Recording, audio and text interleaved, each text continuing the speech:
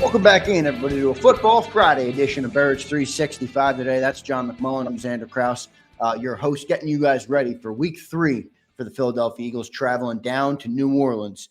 What's it called, John? The Caesar Superdome? That's what it's called down there, right? Caesar Superdome, yeah. Yeah, Caesar Superdome. A tough place to play. The Mercedes-Benz Superdome. It used to be, right? Yeah, now, I was going to say, I thought there was two. Oh, it used to be the Superdome, and and then then it became the Mercedes-Benz. Everybody needs to make their cash, Johnny Mac. So that's how it goes. But the Eagles will travel down there for a 1 p.m. Eastern time Sunday game, taking on the New Orleans Saints. Johnny Mac, I got a question for you, brother. The Eagles will win this game if they do these 3 things. What would your top 3 things be for the Philadelphia Eagles to come out of New Orleans with a win, getting back in the win column, getting back on track? Shorten the game, number 1, most importantly. Intercept Derek Carr twice. And number 3, let's say get a big steal, steal some points on special teams. Could be a good return. Could be probably not in the Superdome. Everybody's going to kick touchbacks. Could be a punt return. Could be a block punt, block kick, something like that. Got to steal some points on special teams. What was your number 2 one? Your first one was short in the game. What was number 2? Intercept Derek Carr twice. So you got nothing on stopping the run. You got nothing on Alvin Kamara. You got Is that because you don't believe they're going to be able to do it, or is that because you believe they can overcome it? I don't. I think they're not going to. I'm not as worried about the Saints running game. Kamara's never been a 1,500 yard guy. Those guys don't exist anymore, but he's never the ultimate dual threat. He's an amazing receiver out of the backfield. Yeah, he's more of the dual threat. I don't think he's ever, and I have to look this up. I don't think he's ever had 1,000 yards rushing. And I'll double check that. You're correct. Correct. Highest ever was in 2020 with 932. Yeah. Now he's got a 1,000-yard rusher, yeah, but he also had 756 yards passing. Oh yeah. He's always been like got 4,300 career passing yards, which is pretty. Yeah, he'll get like 800 rushing and 800 receiving, and I mean, at least early in his career. He's more of that. So they're not a pound the ball team to begin with. Now their backup is a bigger their backup running back is a bigger guy, Jamal Williams, who's had that season Detroit a couple of years ago with all the touchdowns. Yep. And he can power it, but they're not going to give it to him enough to where. So I think that kind of takes care of itself a little bit. Now they'll probably give up 5+ yards per carry, but the Saints want to throw the ball, or at least throw the ball impactfully. And I don't think they're going to be the team that sits there and pounds the Eagles 40 times running the football. No, but I do think if it's working, they do have the guys in the room that can really destroy it. I guess you're right though about Alvin. He's not that type of player. He's more of that dual threat guy. But then shoot, I'll give you my 3 things. If it's not stop the run, it's stop Alvin Kamara. I don't know how they're going to do that because, good luck with that. Good luck with that. But you got to try and take him out of the game as best you can, limit him a little bit, or else, if what he does is working out of the backfield, it's going to open everything up for Derek Carr. I mean, last week, everybody, they put up 40. What did they have? 44 points, I think, right? 44 points. Something like that. They're averaging 45. Derek Carr, John, completed 11 passes. Yeah, he only threw it 16 times. Now it was a blowout. So again, so they ran the ball more than they typically would because they're just trying to close the game and get out of there as quickly as possible. So, they had a great run pass ratio in Philadelphia parlance, but that's because it was a blowout. And that'll change. Now, if it's a blowout, they're going to run the ball a lot. But to me, that's not why they're going to lose the game, if that makes sense. Yeah, no, it does. All right. So, if they get blown out, it's going to look pretty ugly. But, I can tell where you're going to go they with should shorten the game. Yeah, no, you're right. No doubt. We're going to get our predictions in by the end of the show today. You might know where each of us are leaning, but I also might throw a curveball at you guys because it is week 2, and I do believe this Eagles team has a lot of talent. So coming up are our predictions by the end of the show here. John, Eagles offensively in this game, if you're Jalen Hurts, if you're Kellen Moore, coming into this game, what's your approach, right? Like you know A.J. Brown, what you did last week ultimately didn't put enough points on the board. I think they're probably going to be, taking Jalen Hurts' running abilities into account a little bit more because you saw him for the first time in a while looking that good last week. What's your approach if you're the Eagles offense coming into this game to beat the Saints? You need a lot of points. I think that's well, I don't think he can win a game. I don't think he can win so I go back to my original point. You're not winning a shootout with this team. And I think they have to accept that, number one, which I don't know if Nick can accept that. And two, that means you have to shorten the game and limit scoring as much as possible.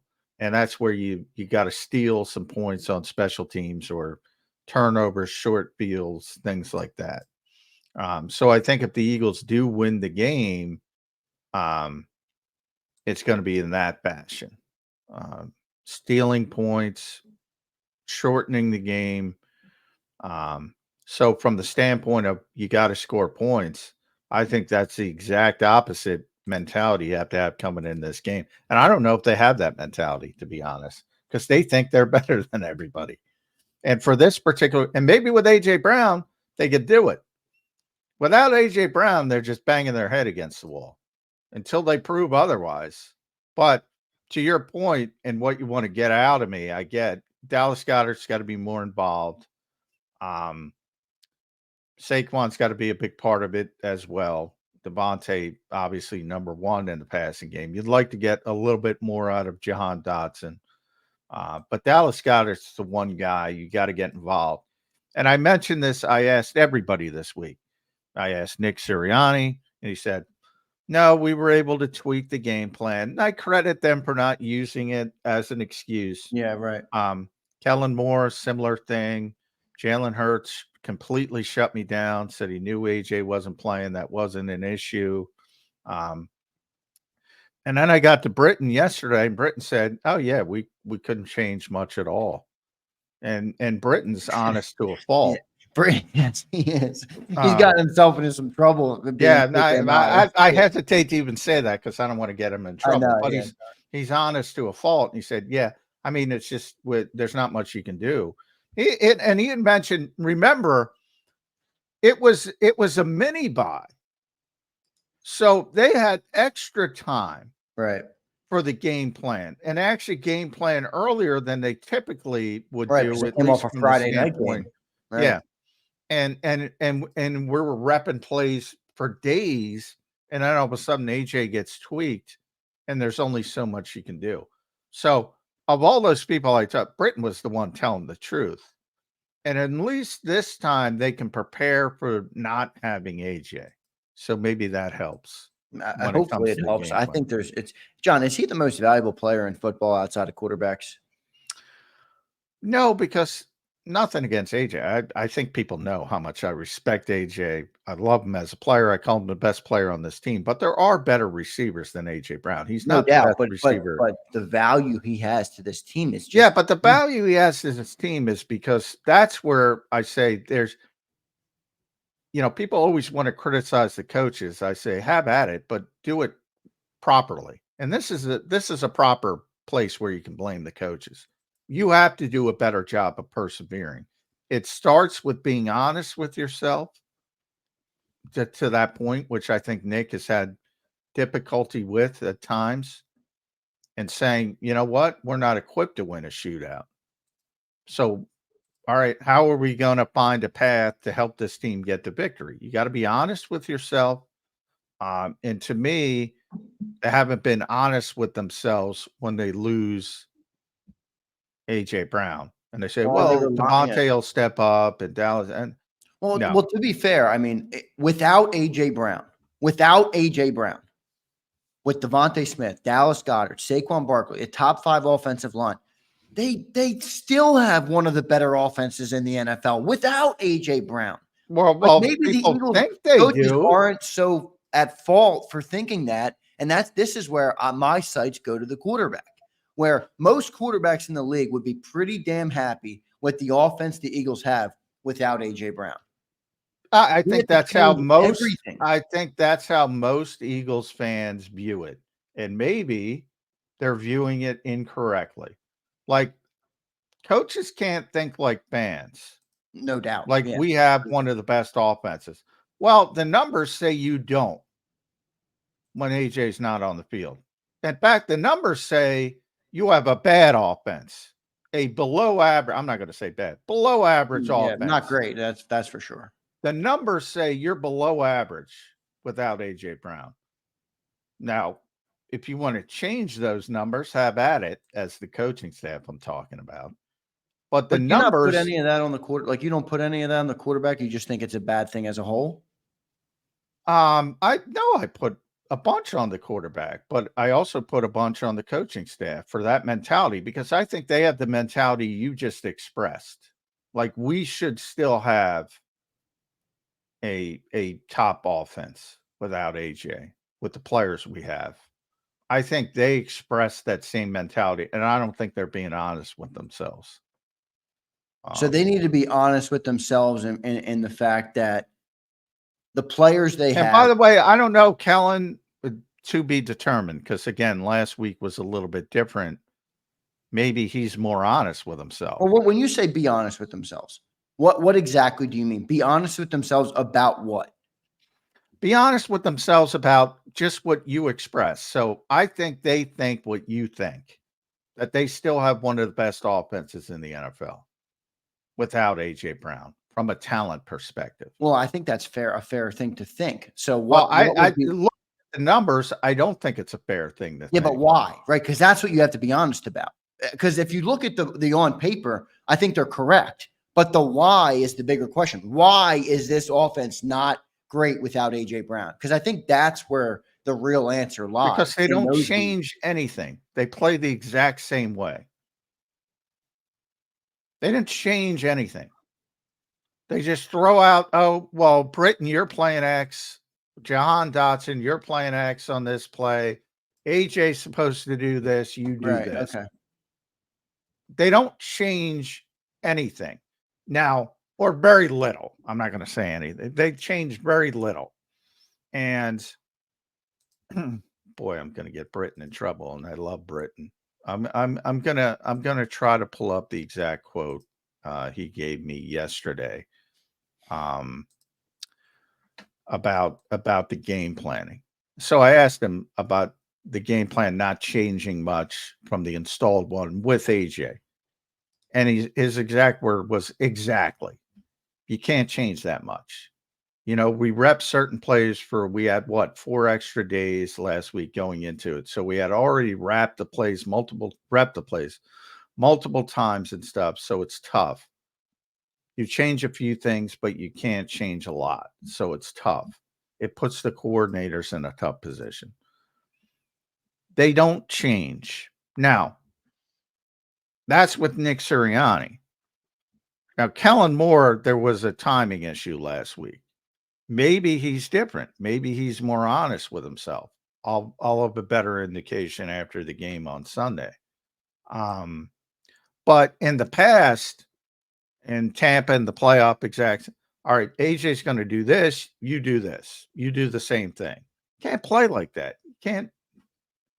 It doesn't work.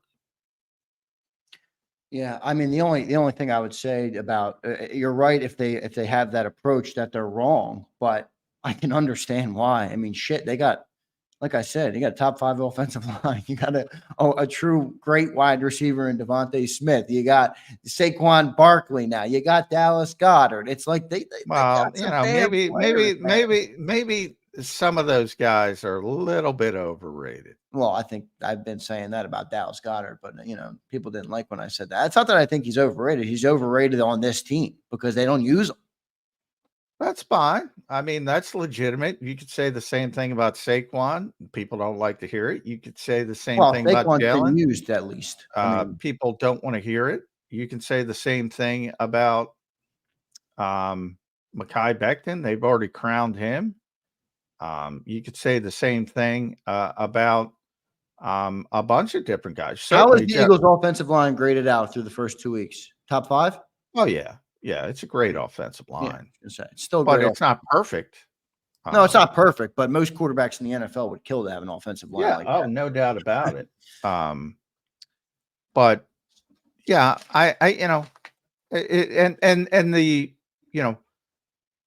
Devontae Smith is a great player. This is going to get people upset. Great player. He ain't AJ Brown. No, that shouldn't upset it ain't 1 and 1A. It is 1 and really good 2. Maybe the best 2 in football. Now, if you take that into where's Devontae Smith amongst the top 32 receivers in football, I would say 20 to 32. Like he ain't a top tier number 1. Right. Like if he's your number 1, your bona fide number 1, you're probably not in the greatest spot. But as a number 2, he's a fantastic number 2. Yes, he's in the conversation for being. And I'd have to go down the list. There's probably a few in the conversation. But he's a really good 2. But the people that think it's 1 and 1A and Devontae ain't AJ. Sorry. And I'm sure that'll upset people. That shouldn't upset anybody. That's real with them. I mean, come on. I love Devontae Smith. I love him. He's a guy's a great receiver. He's not AJ Brown. AJ Brown's one of the best receivers in the NFL. And I've talked about Saquon ad nauseum. Yeah, he's been solid except for the drop pass, which is a big except. Behind that offensive line, which it's certainly been better. He's averaging 4.4 yards per carry. Yeah, that's worse than DeAndre Swift. That's way worse than Miles Sanders. Yeah, Miles Sanders was he over 5? I believe so. Yeah, he was like right around 5'1", 5'2", somewhere in that range. DeAndre was 4'9", I think. I think Miles was over 5. I mean, it ain't as good as people think it is. Which was part of the problem. Which was part of the problem coming in. I think this is a fair question. Vask checks and he says, "Now y'all tripping. If we had better QB play, Devontae would be 1,000 receiver every year." I think that's where people are going. 1,000 receiver. I'm saying he's not as good as AJ Brown. Next. Like, is it because? And you watch the tape, and I watched Greg Cosell, but a couple of people were like, "Don't just watch Greg." So I watched Fran Duffy last night. He used to work for the Eagles, and now he does film breakdown for PHLY. He's been high on Hurts so far early in the year.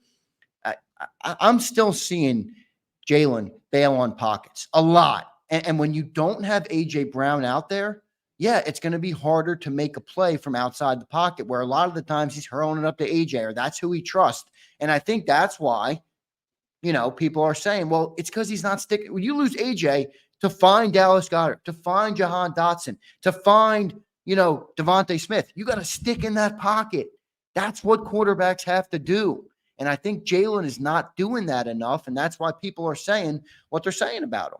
And I think it's fair. I really do. By the way, Devontae's played 3 years. He's already been 1,000-yard receiver twice. And he was I think he was 930. Yeah, it was a 900. Nobody, I don't even understand that.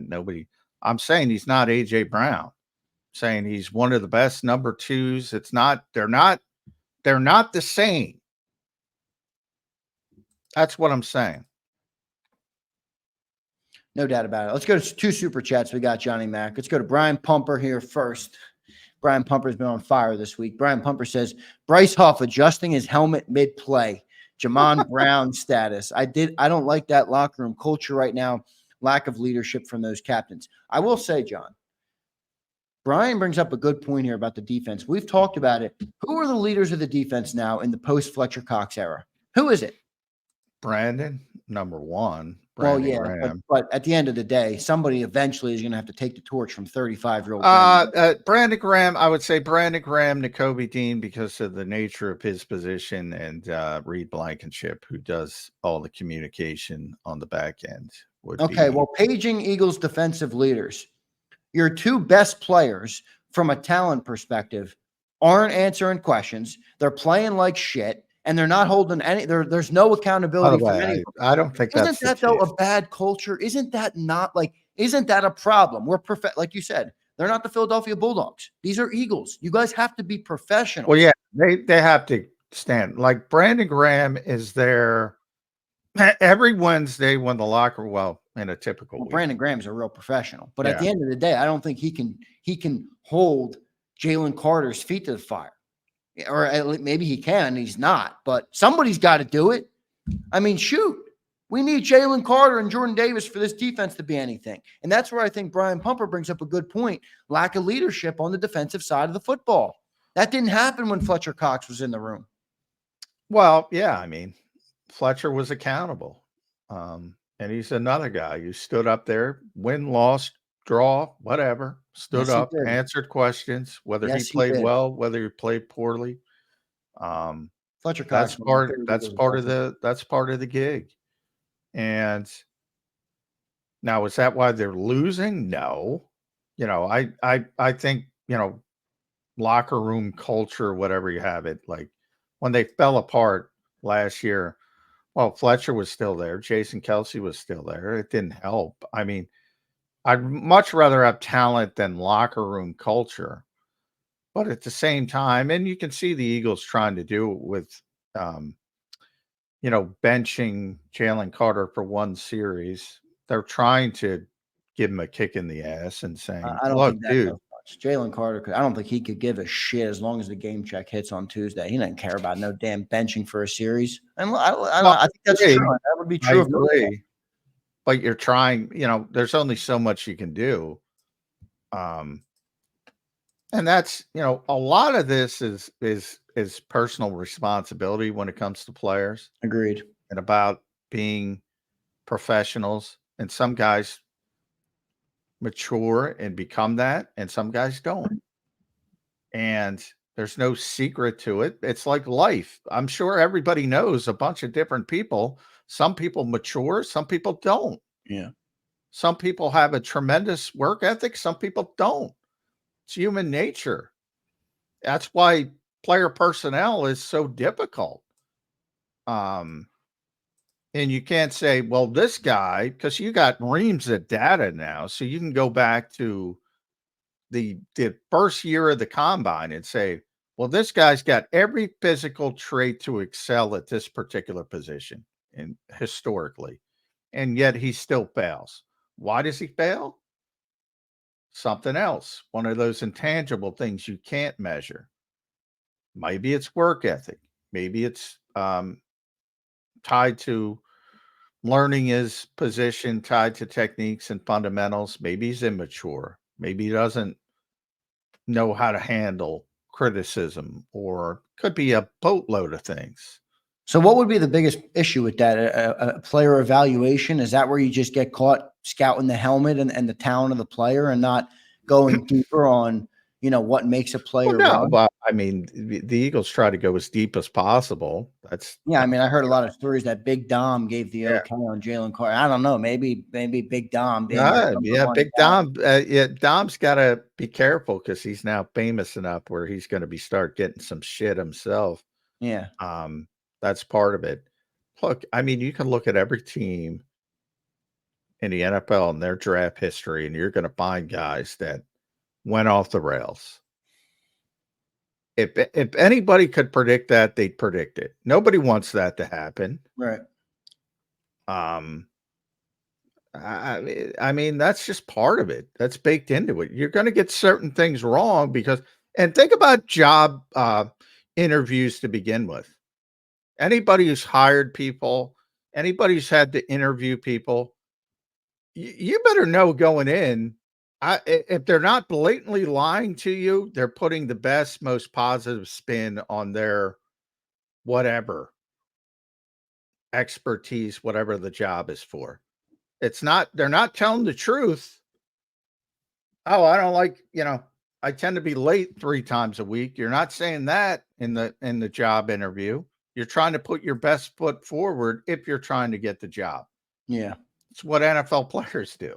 They're not telling you the truth. Yeah, That's right. why you ask these goofy questions to try to uncover, how they handle it or whatever. It's a very inexact science.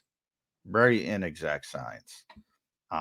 Which is why, it's kind of silly to blame a team for one player not working out because it happens to everybody. If you're around long enough, you're gonna miss on personnel decisions. Period. Yeah, and I think to the point about team culture, it can't all be on that, man. Every player has to have an individual want to be great and to do their job at a high level and to be a professional and to hold themselves accountable. And I don't think you can put all that on the leaders of the team. I think these guys are paid millions of dollars to play a game, to throw a ball around a field. If they don't want to be accountable or hold themselves accountable, I don't think anybody's going to get them to do it because some guy in the locker room says, "Hey, man, be more accountable." I don't think that's going to work, but we'll see what ends up happening with some of these guys. Prince Swayze checks in. He says this team relies too heavily on analytics. Just listen to what Mr. PFF said. Come on, Prince, quit it with that. He said this team is driven by analysts and analytics. We have a real head. I don't know what he means by that last part, but John, I will say this about that point. Prince, thank you for the super chat, man. A lot of people didn't like what Nick said about the analytic thing with the decision, and they Yeah, a lot of people don't like. Well, what do you? I'm curious what you think of it because I'm sure you are. I mean, you're a very objective person. I'm sure you're smart enough to know there should be some human element into some of these decisions. Do you think we've gotten too far away from that? Not just the Eagles, but as a whole. From the standpoint of, it's funny because a lot of people took it. There are a lot of people who took it as, oh, he's going to get in trouble with Jeffrey because he basically expressed exactly what you said and said there was at one point where he said you can there's 20 websites out there, and I'm paraphrasing, you can punch numbers into any of them and get your answers. I don't do that. And a lot of people took that as, oh, Jeffrey's going to get upset because Jeffrey values analytics so much. And then there's the other people who say, oh, Nick values the analytics too much. So that's what I'm saying. You can't win. And the game against Green Bay, like when they were aggressive, as he mentioned he was very prepared for that question, which tells you something. When they were successful, nobody talks about it because, again, getting back to our point, if you're successful, nobody gives a shit. Then it was a good decision. And if you're unsuccessful, then it's a bad decision. Like, that is literally childlike thinking. Literally. And again, anybody can do this right now. Go on Google, and there's about 1 million books on decision making. And the first thing they all say is a good decision does not guarantee a good outcome. And it's one of those things where that is nothing more than common sense. But common sense is not very common with most people. So the assumption that that was a bad decision because it didn't work out is childlike thinking. It really is. And, if you want to bring it down to normal life and say, hey, you didn't get the chance to check the weather, and it looks cloudy and it looks like it's going to rain, and you bring your umbrella and you got to drag your umbrella around all day and it never rains, and you go, that was a bad decision. No, probably wasn't, because the 99 other times it looks like it's going to rain, you're going to want that umbrella. But it didn't work out for you. You didn't get a good outcome. In a simplified term, you're not always going to get a good outcome, because life isn't fair, because people make mistakes, but that doesn't mean you made a bad decision. And that's what Nick was trying to get across. He had conviction in the decision. He got more conviction in the decision. It was a perfect play call from Kellen Moore's standpoint. And again, Kellen Moore lived up to his job description. Saquon Barkley did not. Period. End of sentence. I don't know what he was asking, but that's my answer. Same thing goes for the last play where Jalen turned the ball over. I mean, shit. But Brian Pumper checks in with another super chat. BG is more of a comedian, and Slay wants to give out hugs. We need a real alpha on that defense. That side has nothing but followers, no real dogs. Look, the loss of Fletcher Cox in the offseason, John, is looking like the biggest loss this team has had in the last couple of years. I mean, you're talking about, it's not a talent issue with Jalen Carter. That's for damn sure. What's going on there?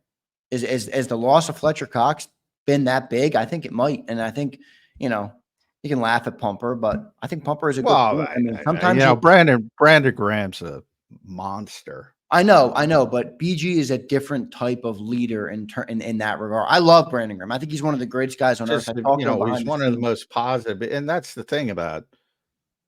He's one of the most positive people in the world, to the point you say, how can this guy manufacture this energy every single day?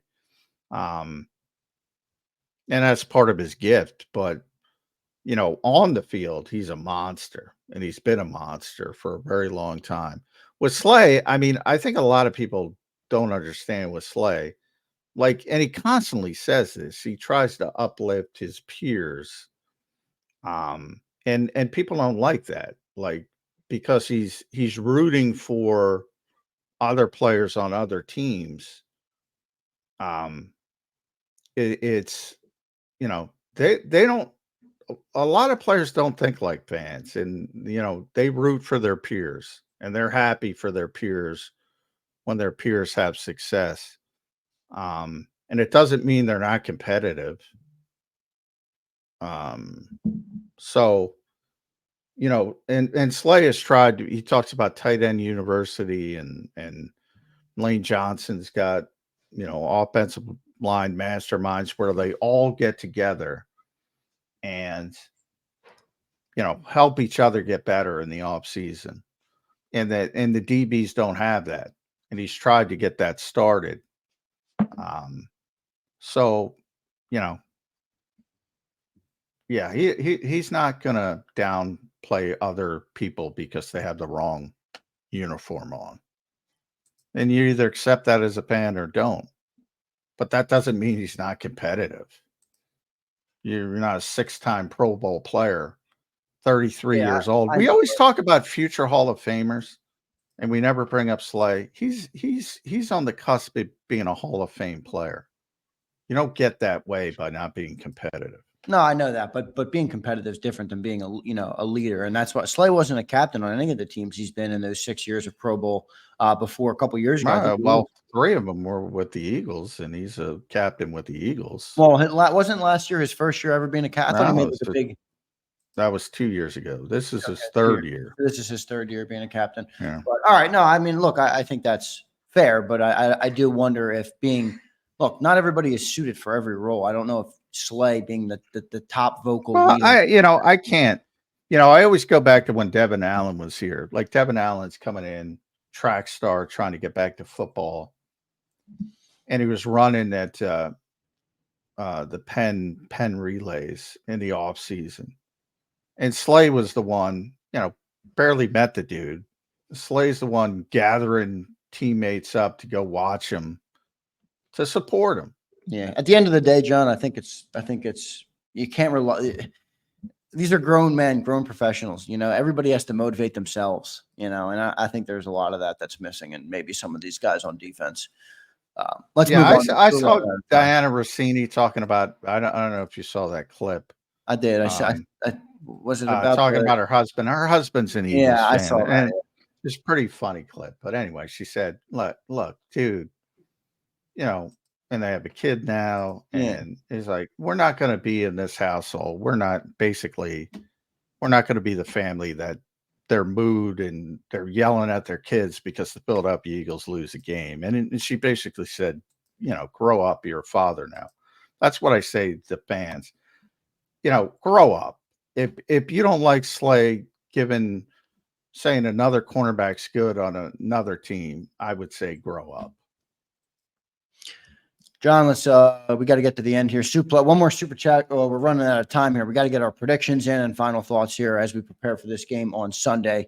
Suplex City says we all laugh at Carr, but his stats minus wins, losses match McNabb's. John, tell Tony Khan to hire Shane O'Mac. Here comes the money. I'm not sure what is that a wrestling-ism right there? That's a wrestling thing. Yeah, he might too, but that would be a bad decision. Yeah, Suplex. I ain't laughing at Carr. Flushing money down the toilet. But Tony likes to do that, so maybe he'll do it. Yeah, they do like to do that, the cons. But Suplex, I'm not ruling out Derek Carr, man. I think he's a competent quarterback, and at any given day he can beat us. John, final thoughts here before we get our predictions on the record. By the way, I do want to remind everybody, or just let everybody know, I'm going to be doing an hour show tomorrow. I think I'm going to do it at noon. If John's available, I'll get him for like 8 or 10 minutes just to see what he's thinking tomorrow. But I'm going to try and bring some people up, and we'll do a preview of the game. It'll be a solo show with me, but I am going to do that tomorrow. So hopefully I'll see you guys there tomorrow on the JAKIB channel. Look for it around noon for an hour show tomorrow as we prep for the Sunday game, and then the pre and post game show on Sunday. Johnny Mac, just final thoughts, man. A couple minutes left before we give our predictions. 1 o'clock game, uphill battle here. Saints are red hot. Eagles coming off a tough loss. What's your final thoughts here as we prepare for the game? Yeah, I think it's a difficult spot without AJ. And I think they have to play a certain way. And it starts with accepting that, as I said, and trying to do that first. And we'll see if the Eagles do that. Maybe Kellen Moore has a little bit of a different approach, and that would be a positive one. But I don't think it looks good on paper. I expect the Saints to score, maybe not 45, but they'll be in the 30s, probably a 34-23 type game. Saints win. Johnny Mac has the Saints winning as we prep for Sunday. I'm going to join John. I'm going to join Ed. I do not like this game for the Eagles. I've said it all week. I think it's an uphill battle. I do not see them being able to take away Alvin Kamara. I think Rashid Shaheed is a take the top off kind of guy that's going to be tough to deal with if you can't slow down Alvin Kamara. They also have Chris Olave, who's been playing good football. So I think that team is humming right now. They have a good defense, as John has pointed out in the past, really all summer when we talked about this game. I think it's a 34-24 game, somewhere in that range. And I think the Saints are going to win this game. Eagles are going to fall to 1-2. And then I think that Bucs game is really going to become too early to say a must win, but you do not want to go into the bye week, John, 1-3. No, you don't. And that's what Ed Kratz was kind of talking about. You probably want to get in the bye week 2-2, try to figure out a way how to win one of these two games. I think it's going to be difficult. I mean, it'll help if AJ can get back for that Tampa game. If he's telling Lisa Salters the truth, he's going to miss both games. If they miss both games, I'm going to pick him to lose in Tampa as well. Until I see him win without AJ, I'm not picking without AJ. So we'll talk about this next week. But shoot, Todd Bowles has had Jalen Hurts' number. Yes, he has. Yeah. Without AJ, I mean, they crushed Tampa. Or that was early in the year last year, though. The two playoff games, Todd Bowles is 2-0 versus Jalen, and that's when the lights are the brightest. So, but good again, stuff. Real quick, AJ was not playing in either of those playoff games. That's the connection. True. It goes back to our point earlier, man. He might be the most valuable non-quarterback player in the NFL. I think he's right up there with Christian McCaffrey levels of importance to a team when you look at the numbers without A.J. Brown.